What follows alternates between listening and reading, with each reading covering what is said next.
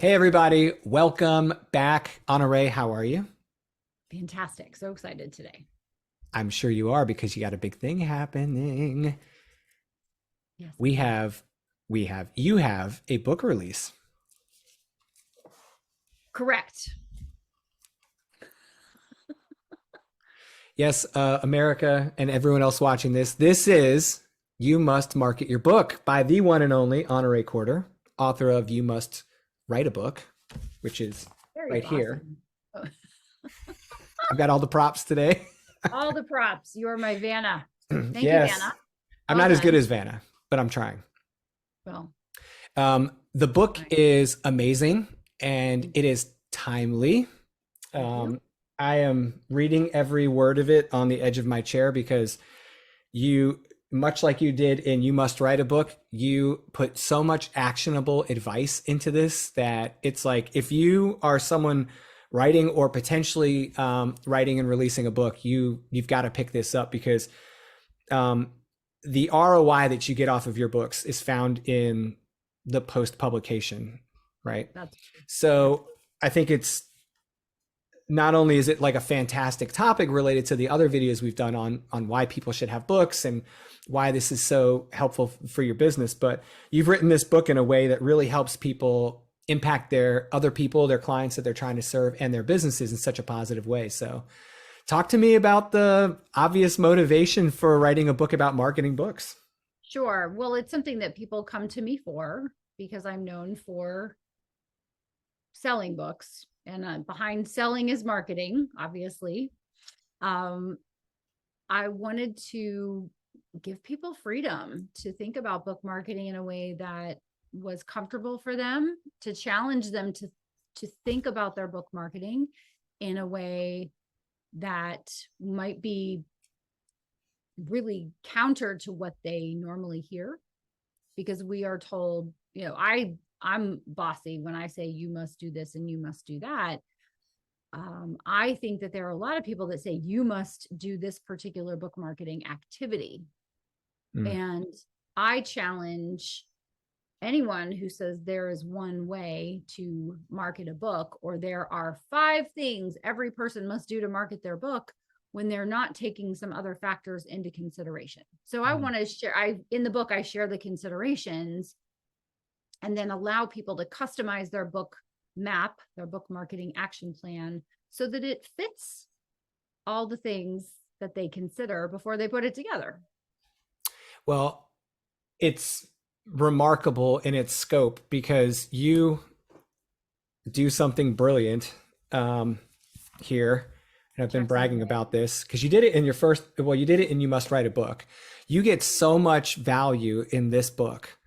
And it's not like reading like War and Not Peace. big. Yeah, It's not big. it's amazing. Like I have to read I've read this book like 3 times, right? Because every time I go through it, I'm picking up something new. And for you to be able to do that's amazing. You focus specifically on like how this is the next phase in the life cycle of your product and it has like such a big impact. But what you've done for me as a reader and what you're doing for other people who will read it is you're really setting me at ease because I was intimidated by the scope of writing and producing a book Yeah. until, I got some expert guidance and I worked with expert people, and you get all these people that make you, okay, the risk is lower, lower, lower. We're doing great. This thing's going to be fun.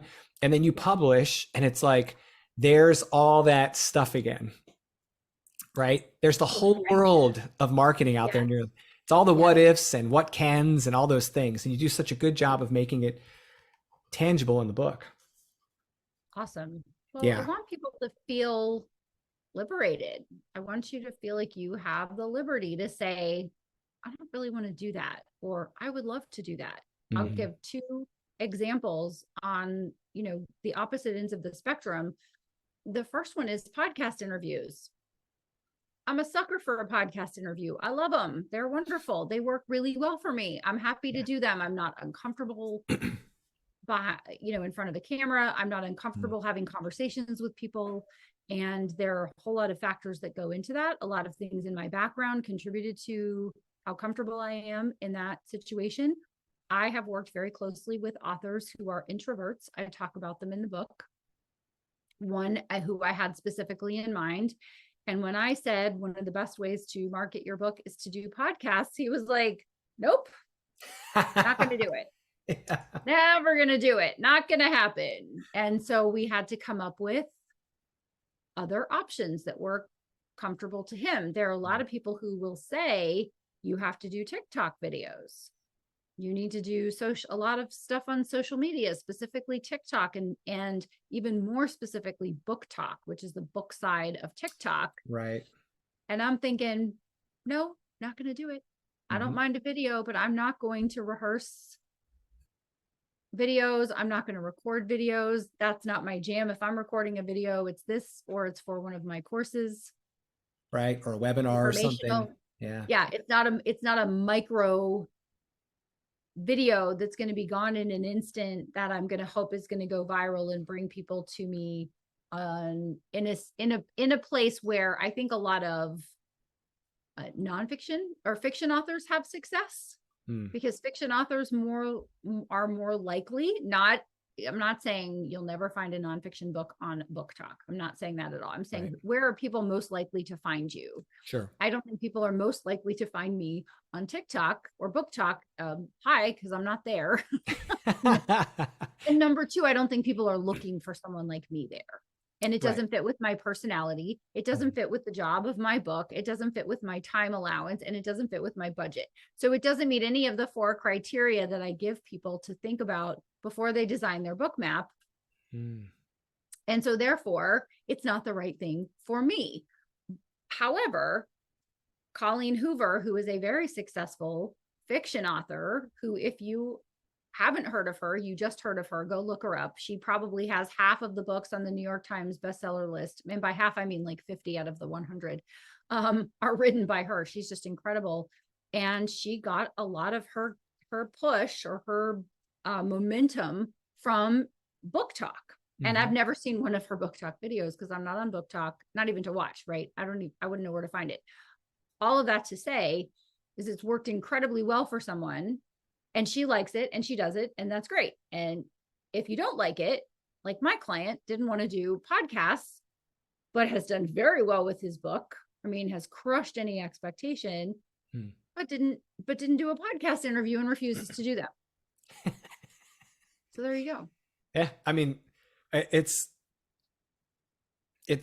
amazing how powerful that can be, right? Like when you can align the goals and strengths and weaknesses and all the stuff that comes along with what your personality brings, your approach to your business, your brand loyalty, your ideal learner locations, all that, or ideal client or reader in this case.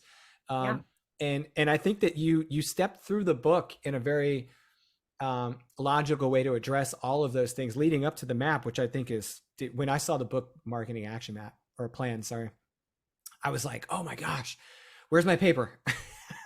Where's my spreadsheet? Right. How come I haven't done this yet? Right.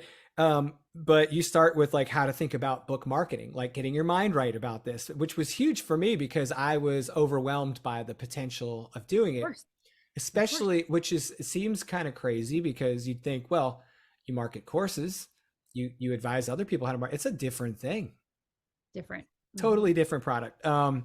Different. That means it's in different environment, different considerations across the board.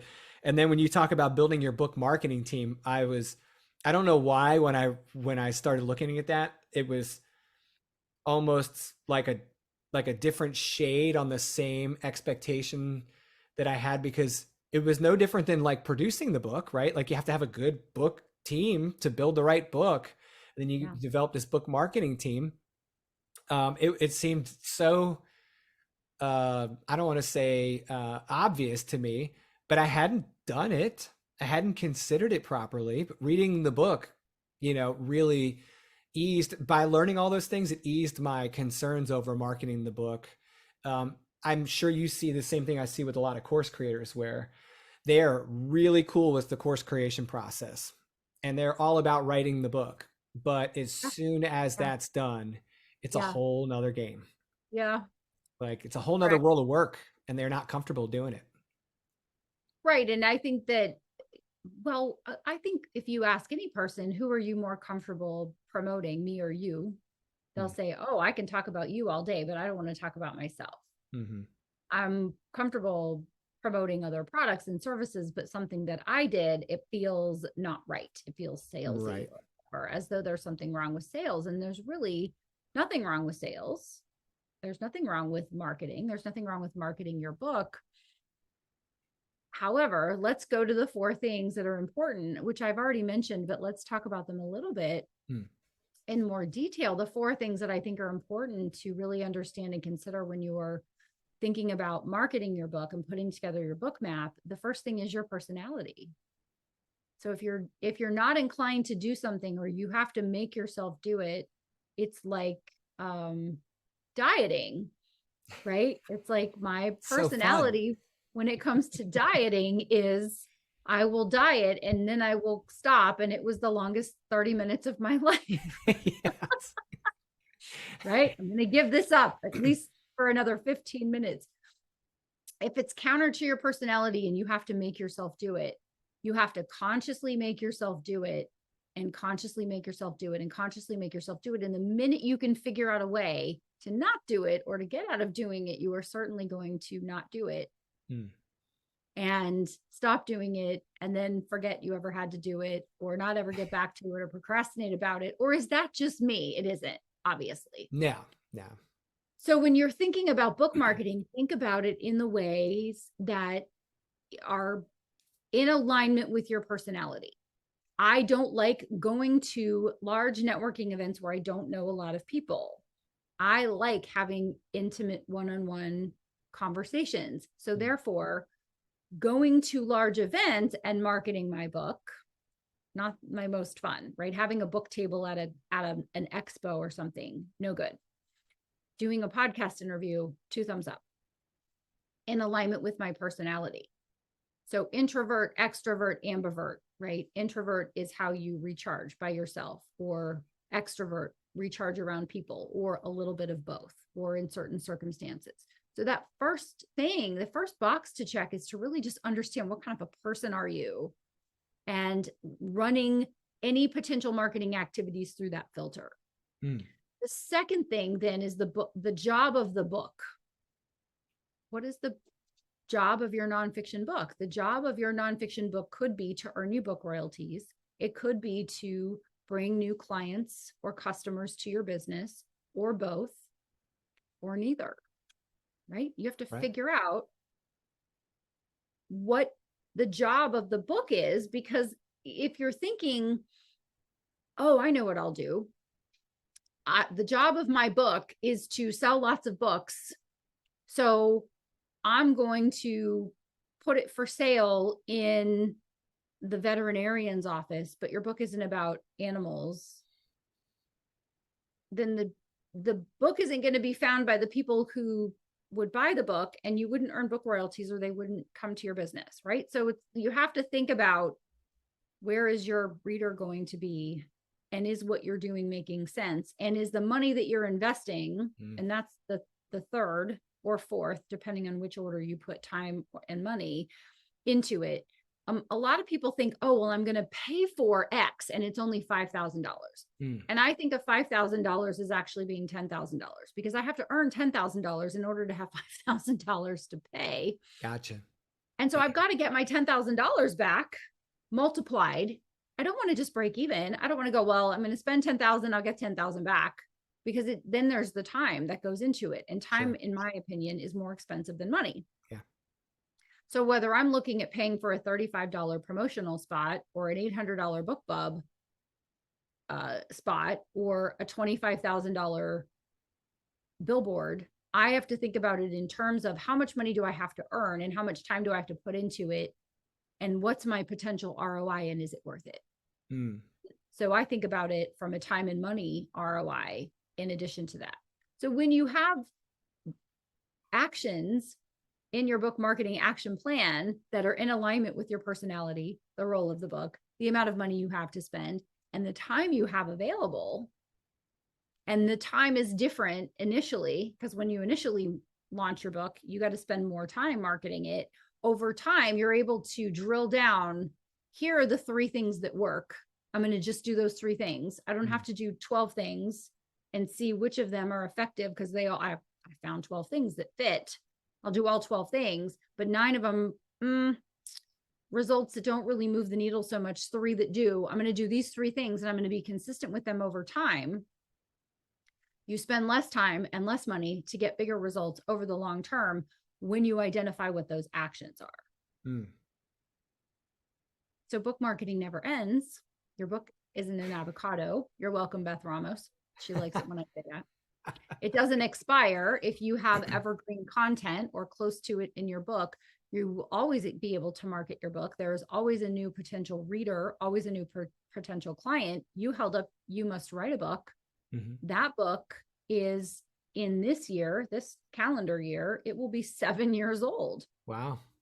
And it will be still being read by people, I hope, for many, many more years to come.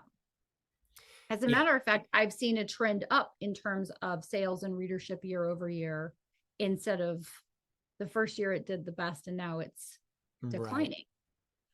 That's amazing. Okay. I'm going to go ahead and clear the air on something that I feel like I underestimated when I first started thinking about a book.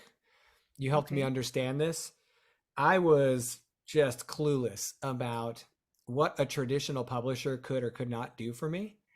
And I know that it was just an assumption of mine that if I traditionally publish, a lot of the marketing is handled by a traditional publisher. So I would have initially thought that, oh, well, this book, I should read this if I'm an indie publisher, if I'm a self-published writer.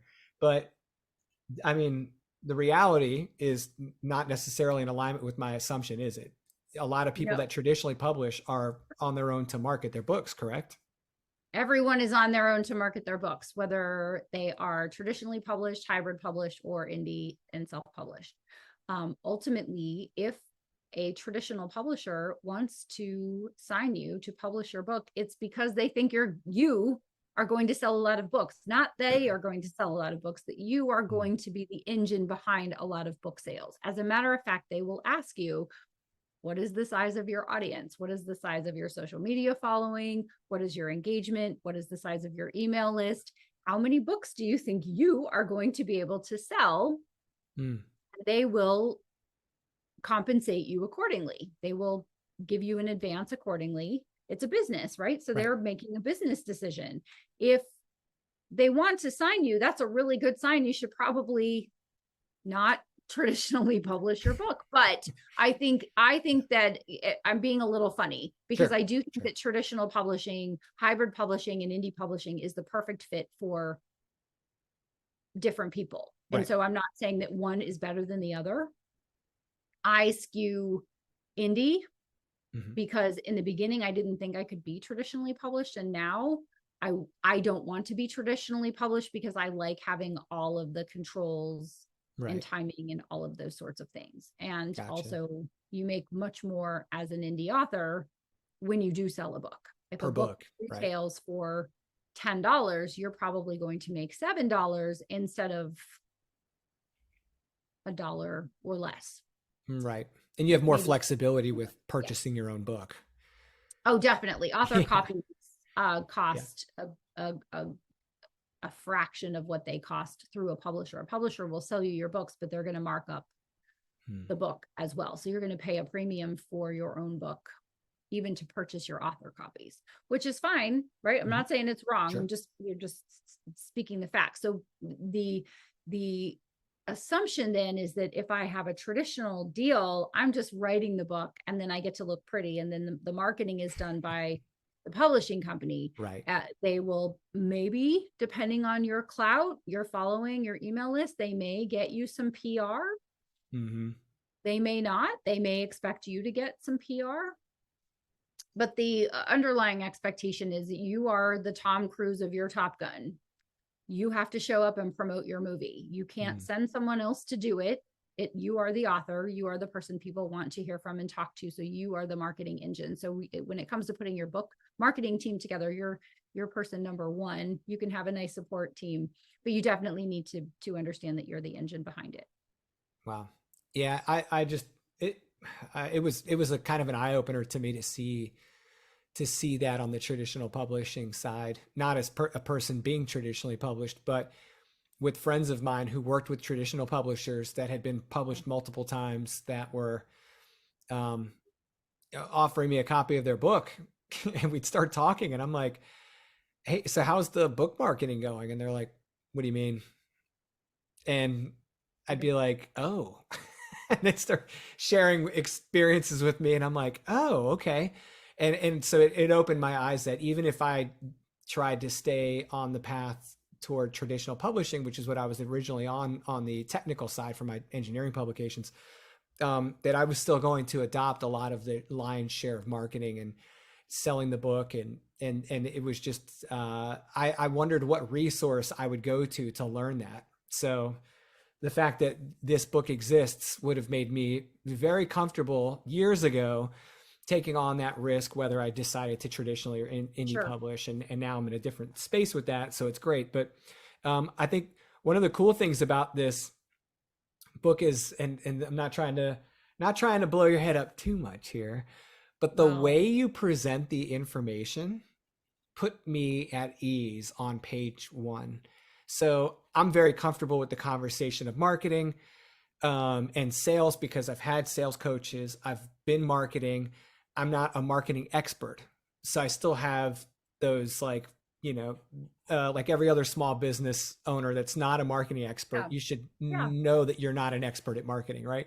And so talking Right. to someone that has done it very well and learning from them helped me feel at ease. I'm like, okay, when I started reading this, it wasn't like you were trying to paint this picture that without your services or without this book, I was going to just burn, It Right. was like No. a super supportive read right off the start. Like, hey, you can do this. Let's go. Let me show you all the cool things.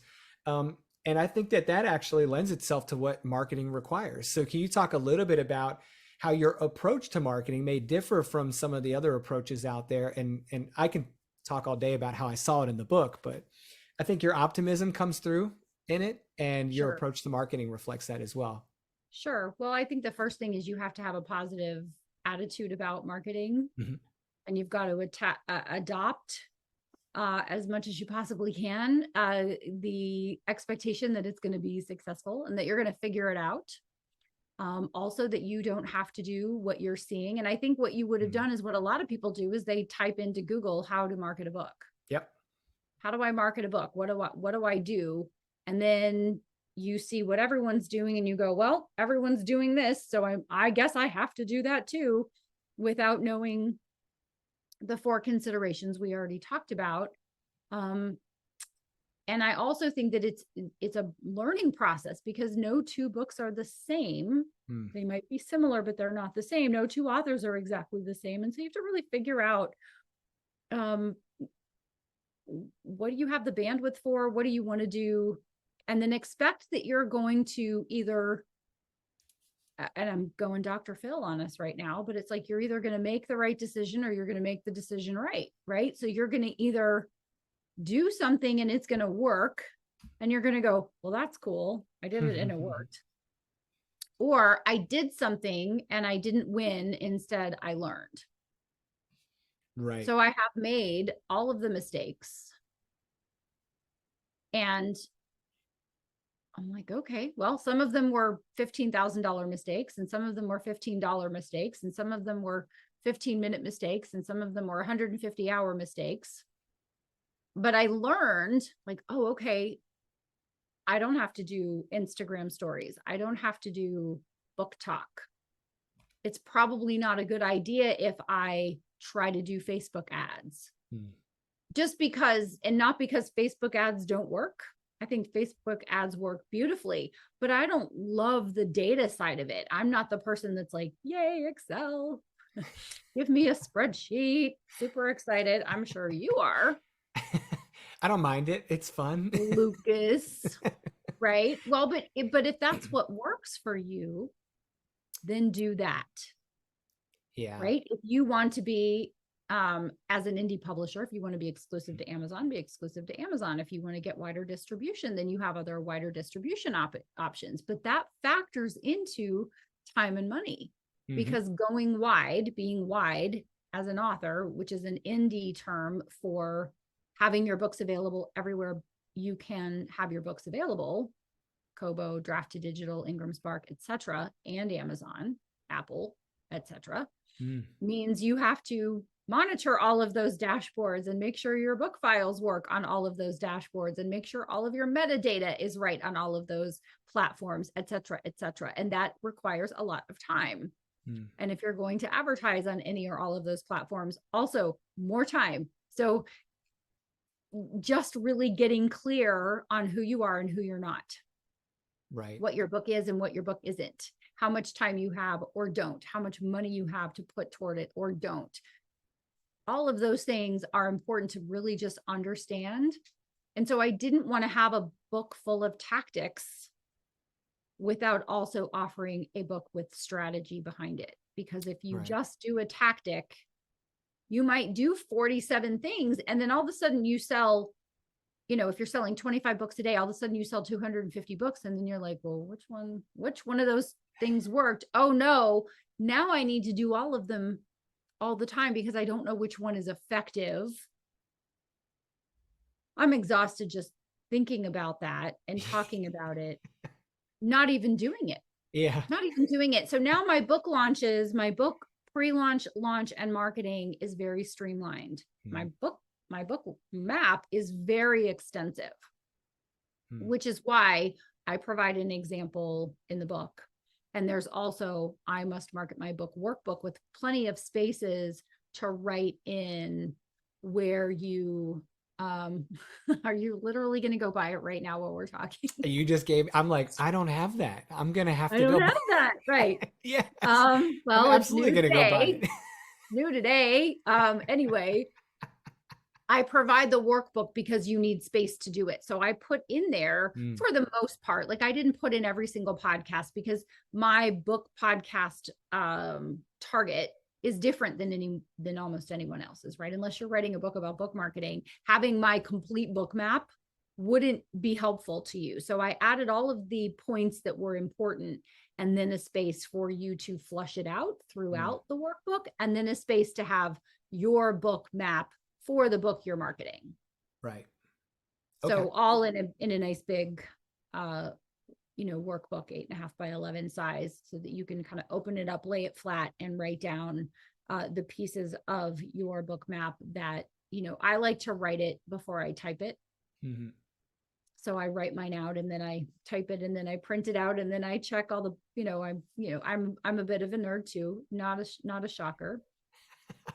But mine is very streamlined now, right? I mean, I have a very streamlined process for all of those things. And what I wanted to do was to help people to have a line of sight to a streamlined, thoughtful, strategic process from their first book or their next book without having to do all of the learning that I've done over the years. And I wanted it to be for someone who wanted to have more success with their book faster and easier than they might otherwise have had, or to even breathe life into a book that has been around and it hasn't gotten the love, right? How many people opened businesses in March of 2020? How many people had books launch in 2020 when there were no book tours and no book signings and no, right? There are lots of things. And so if you want to revitalize your book, if it's evergreen, there are conservatively 8 billion people that have never heard of it. So just get on about the business of getting it in front of those people in ways that make sense for you and your book. I love it. And, reading the book helped me take all of that, right, and think about like, okay, the map gives you a thing that you can repeatedly apply to, like you said, book to book. In like that project's context, I could look at the book map and I could say, okay, what am I going to outsource and what am I going to keep? And until I read the book, I didn't have confidence I could make that decision very well. Right. because I didn't feel like I really had enough depth of understanding and how this was going to work specifically for a book. Right. And I thought about this afterward. I said, I'm a course guy that works with authors. And so Mm. I'm closer to this than a lot of other people are who don't work in direct support of nonfiction authors. So this would be super helpful to like coaches and consultants who, they're used to selling a service and not necessarily a product, or marketing a service and not necessarily a product. And yes, there are similarities, but no, they're not the same. And that the way the book's written, it helped me gain confidence that the decisions I made for the marketing action plan were more informed or better informed than they would have been had I not read the book. If you had just told me, here's a framework for an action plan, a marketing plan, go Yeah. off and do, I still would have had far more questions and still wouldn't have been. Right. Oh, for sure. Yeah. Oh, for sure. For The sure. book I mean, was super helpful. this is the proprietary process that I have used and I use when I'm uh, doing someone's book for them. When someone hires me for my bespoke book publishing service, Nice. I have outlined my process. Now there's a lot more that goes into it, and I Sure. provide how to do it. If I were doing it with you, which I think we will be doing, right? I'll be asking you all kinds of questions. Right. Now, some of them I know the answers to. What are you comfortable with? What are you uncomfortable with? What type of, what's your personality like? What do you like to do? I would dig more into more than what I probably already know about, Sure. market your book with a course, right? Which is your book. I would say, okay, so what's the role of the book? I think I know, but I want to hear it from my authors. I would want to hear that from you. How much time are you going to have? Because you're already doing all the things. You're already using all 24 hours of your day. And how much money, if any, do you have to throw at it after you've already thrown a significant amount of money to get it published and produced? And so how do we get the most juice for the squeeze for each thing that you're going to do? How do we make sure that the fulcrum is going to kind of, lift the seesaw, right? So how do we get it so that it's effective for you? So I really wanted to present that to someone who could only purchase an ebook or a paperback and have that whole process. And it's a lot of work, right? To sit down and think through all of it. And some of it you're guessing. If it's your first time, you're going to guess like, how do I market my book and where do I go? But I provide all of the things to think about. And I'm really excited because I think that's the biggest frustration for people who go through, let's just call it the pain and the process of publishing their book or having their book published, and then thinking that that was the end. And then, oh, okay, the hard work is done. Now I'm going to see the fruits of my labor. And it's almost like there's an asterisk, right? And then it's like, see fine print below. It's like, but wait, there's so much more.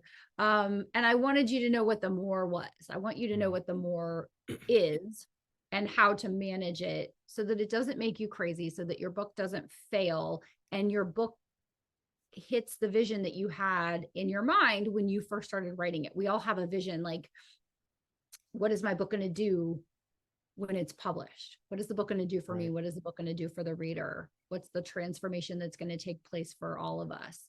And when it fails to do that, I haven't met a single person who doesn't say, well, my book failed, I must be a failure. Because so many people sell so many books. What's wrong with me? And there's really nothing wrong with you. It's just you don't have a book map that's custom to you. And therefore, your book didn't do as well as it could have, or your book isn't going to do as well as it might have if you had this information. Now you have it. Right.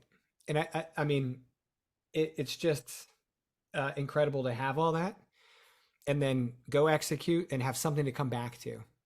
Right. Which, like, you're going to, like you had said in the book and you said today, is have all this education, have all this approach, have all of this there, because not only is it so you can go execute, but it's so you can iteratively improve your marketing action plan. Yes. So that you can keep coming back and making it better, because you're just going to be shooting from the hip. So you could come up with this great plan, and and if it's not founded on a logical framework like you present in the book, Right. It may not be as great a plan as you think it is. The one you're presenting in your book is tried and true. It's the one you use for your own clients, your own books. Yeah. And I'm just grateful that you put this out. I can only imagine that there's going to be a course associated with this at some point. There is. It's already out. Lucas, you know. Shameless It's plug. it's in the comments, everyone. There is a book, Marketing Mastery course that I created to accompany this for those who want more information, right? Want me to go deeper Right. than this conversation or the book is able to go. And I was actually able to see the course outline before I even saw the book. So I felt like I was going to have a little like more insight into how the book was going to flow just based off of that, and I was caught by surprise. How So so? I was surprised by how much the book was teaching me. Not like, oh, Honoree's teaching things that I didn't anticipate learning. It was just like, okay, you've got this great outline when you, and this is the way it is with any, I'm sure you see this all the time with book creation. It's the same thing with course creation. When you see the outline and then you actually see the finished product and you see the maturation of that product over time, you're like, oh my God, this is so much better than I thought it was going to be. And I was super impressed with the outline when I saw it. Right. So it's the same thing. Like, I was like, okay, this is going to be a really cool course. And then I see the book and I haven't seen the course material yet. And I'm like, dude, this is going to be really good in course format, because it has the elements of the workbook with it and it's able to expand on this already great product. So I'm personally very grateful that you produced this. When you produced it, at the time, it couldn't be better for me. I'm being very selfish in that. Well, you're welcome. Yeah. It was really But all about you. And then if anyone else needs book yeah, marketing I was going to insight, say, they can. They yeah, can. You know what? I do want to just say that there are an awful lot of people out there. If you're looking for resources on book marketing, and why not Google, like, what are, sure. what are authors doing, book marketing tactics and strategies that people are using, because you do have to put a tactic under the strategy. You do, okay, Yep. you have to say, okay, my strategy is I want to do X so that Y happens. And so you go, well, Mhm. I know what X is, what's Y? What are my actual action items? What are the actual things I'm going to do? In my search, I found that there were an awful lot of book marketing experts who have never written and published a book. There are Okay. awful lot of book marketing experts who have only written a few books and they haven't sold very many books. And I don't necessarily disregard what they're offering, but I think they're just doing a cookie cutter, a one size fits all. So Right. you really have to run anything that you see through those 4 filters. Hmm. And sometimes, yes, you're going to have to be uncomfortable. My client's very able, from a money perspective, to say, I'm not doing a podcast. I don't want to. I'm Sure. independently wealthy. Right? Not everyone has that Sure. luxury. Yeah. Right? Yeah. So Absolutely. you want to look for as many ways as you can and then run them through your filters. And sometimes you may have to do some things that are uncomfortable or things that you don't want to do. You will have to pitch a podcast. You'll have to ask someone to buy your book. You'll have to accept money when you're just very tempted to either not talk about it or give it away for free. All of those things are necessary. And on the other side of that is what you want and the reason that you wrote the book. It's pretty awesome. Yeah. Any departing wisdom before we wrap? Um, it gets easier. Hmm. Book marketing gets easier. It's like any muscle. The more you exercise it, the easier it gets. I always err on the side of humility. So even though I have been on hundreds of podcasts, I don't assume that they want me back. And Right. so when I approach someone, I'll say, I've a previous guest on your podcast and I have a new book and I'd love to come and talk about it if you think I would be welcome back and I would be a valuable and, provide valuable insight for your authors. Be willing to put yourself out there and make the ask, take the risk, and be okay if they say no. I've got a couple of no's. I've been like, we're not doing that show in that format anymore. Or, maybe in another year, you were just on our podcast. You can come and talk about it another time. Right. So just have fun with it. You wrote a book, you're an author, you're in the Cool Kids Club. So just talk about it. Have a great time talking about it. It's going to be the right book for a lot of people if you talk about it enough. I love it. And I want to hear if you have read the book or you've published the book or you've published a book and you're thinking about it. Like, put your book in the comments. Put the title of your book and a link to your book in the comments. I'll check it out and maybe offer a suggestion if I can for something that you could do. If you read the book and you market your book, I would love to hear about it. Just have a good time. Don't take yourself so seriously. Don't take your book so seriously, but take it seriously enough that you spend the time that you need to spend to market it, because then it will change someone's life. And there is nothing cooler than you wrote a book that I read and I loved it. And thank you. Those are the coolest messages and reviews to get. That's great. I love it. Yeah. So guys, put your titles in the comments. There should be a link to buy the book too in the comments. Make sure you guys put a brief description about what the topic of what the book is about with your links, so that other people that are visiting the channel can see it. And you never know who's going to see your link, but it's even better when there's a description there to guide them so they can choose which ones to follow. Right. So that's right. Guys, hit the like button, subscribe, all the good stuff. Keep checking them out. Check out all the other videos we've made. There's just tons of greatness out there to be shared, and we're just happy that you guys are here with us. So, all right, Miss Honoree, well, thank you so much. Thank you so Congratulations on the book launch. Thank you. Thank you for being a part of it. Thank you for being a part of it, and for all of your encouraging words, and for reading an advanced, ugly, dirty first draft version copy of it, and really championing my message. I really appreciate it, for sure. Well, it was a pleasure, and I just felt like I was getting away with, like, I don't know, highway robbery or something, because I was like, oh, there's so much greatness in here. This is awesome. I appreciate it. All right, guys, we'll see you in the next episode. Thank you.